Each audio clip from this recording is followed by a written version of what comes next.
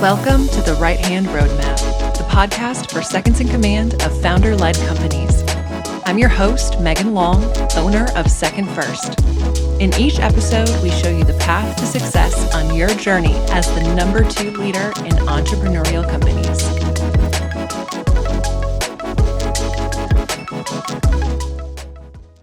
I am so happy you are here. Today, we're going to be talking about hitting your ceiling or feeling stuck as a COO or second in command. This commonly happens in entrepreneurial, founder-led businesses. You've made it as, quote, high on the org chart as you can go and may also have the highest title that you can achieve in your company. So what's next? How do you continue growing in your role and prevent feeling stagnant? The dynamics are so unique as the second in command to an entrepreneur. First, you may be in a small business with an already flat hierarchy. There's no job description. There's no clear path forward. You're tasked with supporting the vision and executing the business plan, but you don't necessarily have professional development opportunities. Contrast this with corporate environments. There's a clear path forward.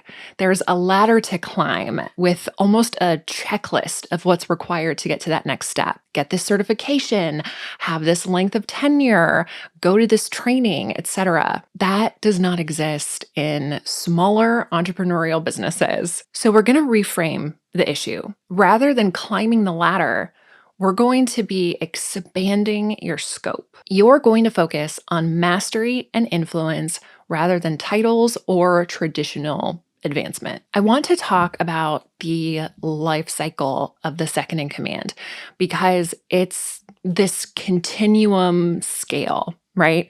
What makes the role of second in command, integrator, whatever your title is, so great is that your role grows and evolves with the company.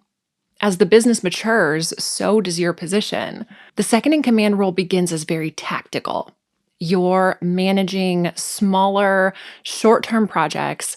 You're directly managing people. You're directly influencing KPIs and processes and making sure everyone and everything is on track. You are very much in the weeds with your team. As the business grows and matures, you shift into acting more of a coach or a mentor to your team. You should be focused on developing their skills rather than directly managing performance. As you keep transitioning out of the tactical and more into the strategic, you'll be focusing on having the right talent in your organization and the right org chart. This is usually where we see seconds in command join Second First for one-on-one coaching. They are elevating out of the weeds and need tools and insight to begin working on organizational development and strategic planning, which is the next step. So really working with the entrepreneur on the business plan, strategy, your service or product. Throughout this transition, you also start working on larger scale projects that influence the entire company. They cross over into different departments. They're longer term projects. And then the final phase of the second in command role is really becoming a thought partner for your CEO. So someone to collaborate with, someone to play devil's advocate, really challenge them on their ideas, someone to be a trusted advisor. So you're expanding your role horizontally. Rather than being discouraged or frustrated that you don't have another rung on the ladder to climb, you are taking ownership of new initiatives outside of your existing responsibilities. You're growing along this continuum of what the second in command role is. Now, how do you upskill to keep pace outside of just tenure or experience? I mentioned hiring a coach when you feel like you no longer have the right tools in your toolbox. There's also the DIY path, of course, which is consuming books, podcasts, Harvard Business Review, and McKinsey reports.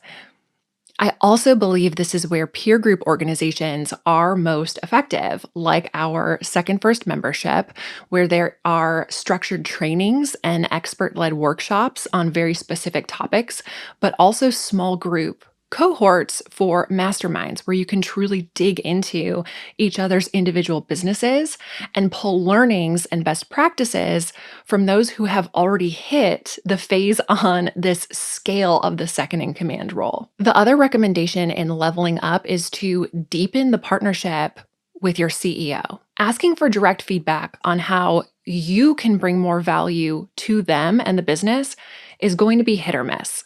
They don't always have a clear idea of what they need. But I think there's a lot of value in requesting a full day offsite together, not only to discuss at a high level the plan for the business, but also to collaborate on a vision for your professional growth within the company. Where do they see you expanding into? And finally, another way that you can feel like you are continuing to grow is to develop external influence. I'm a big believer that everyone should position themselves as a thought leader. Build your personal brand by sharing expertise. So, speaking engagements, writing blogs for your company, or even just posting on LinkedIn.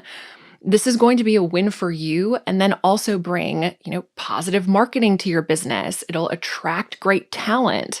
So start networking within your vertical or your industry for inspiration and opportunities. Even if there's no immediate path within the walls of your business, you can look externally to feed your professional growth. So here's your reassurance. Feeling stuck in your position is totally normal, but there are ways to grow.